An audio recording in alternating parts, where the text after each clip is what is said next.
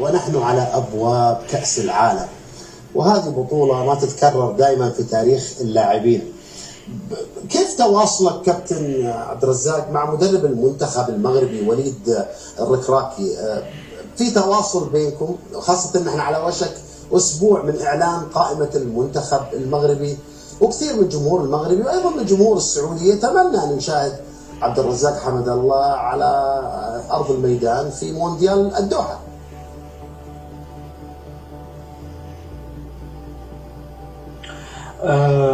كما ذكرت، خليني أبدأ لك بالنقطة الأولى اللي هي الجمهور المغربي. أنا ممتن كثيرا كثيرا كثيرا للجمهور المغربي، الجمهور الذواق، الجمهور اللي يعرف الكورة ويفهم في الكورة. أشكرهم كثير على مساندتهم لي يعني طيلة الفترة الماضية، بالرغم من أني كنت مستبعد من المنتخب المغربي، لكن لهم كل الشكر والتقدير. أما بالنسبة لتواصلي مع المدرب وليد الركراكي، فأكيد هناك تواصل بيني وبينه طيلة الفترة الماضية، وحتى مع مساعد المدرب السيد رشيد بن محمود. وهذا التواصل فهو تواصل مثل التواصل مع جميع اللاعبين المغاربة، يعني اللي ممكن أنهم يروحوا لكأس العالم. وأنا جد سعيد يعني بالحوار اللي كان بيني وبينه، وإن شاء الله نتمنى الخير في الأيام المقبلة بإذن الله. مشتاق للقميص المنتخب المغربي كابتن عبد الرزاق؟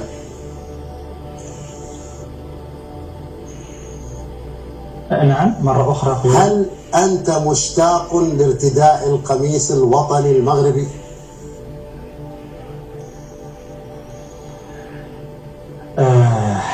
أنت سألتي سؤال اللي المفروض ما يسأل. يعني أكيد البلد يبقى البلد، والوطن يبقى الوطن، والمنتخب هو جزء من الوطن. أكيد مشتاق لهذا القميص الغالي، لأنه بالرغم من أنه لعبت في عدة أندية وفي أماكن كثيرة، لكن لا شيء يعدل حمل قميص المنتخب الوطني. كيف علاقتك كابتن مع زملائك اللاعبين في المنتخب المغربي؟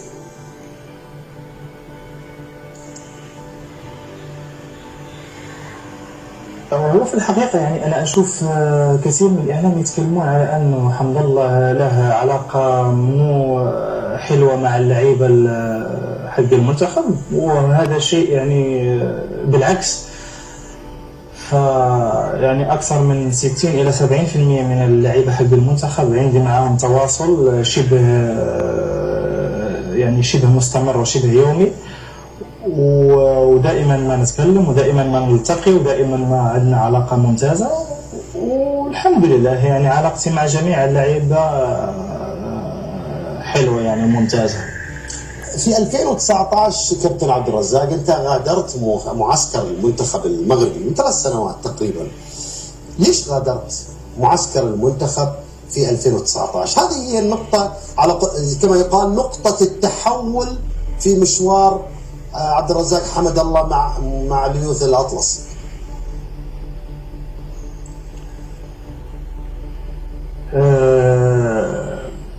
في الحقيقة يعني هذه النقطة يعني مش تحول فقط مع أسود الأطلس، لكن أنا أعتبرها يعني نقطة سوداء في حياتي الكروية وفي مسيرتي الكروية، على غرار يعني الأسباب.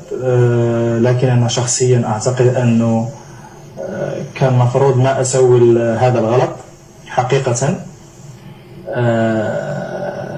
لكن أعتقد في تلك اللحظة يعني سويت هذا الغلط عن دون قصد.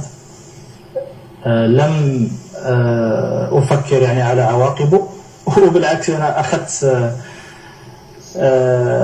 عواقب يعني بالنسبة لي أنا كلاعب كرة قدم وخيمة أنه تبعد من المنتخب 3 سنوات، فهذا بحد ذاته عقاب لذلك الخطأ. لكن كما قلت في أول مرة يعني شكرت الجمهور المغربي على وقفتهم معايا، أبغى أعتذر لهم مرة أخرى، واعتذر لاي مسؤول على هذا الخطا اللي سويته. واضح بعد انك انت في راسك حاجه في كاس العالم، يعني انت ناوي تخدم بلدك في كاس العالم بشكل غير مسبوق، وهذا اللي ادى انه حمد الله يقرر يفتح صفحه جديده مع الجميع. هل انا يعني قرات ما في مكنونك بشكل صحيح؟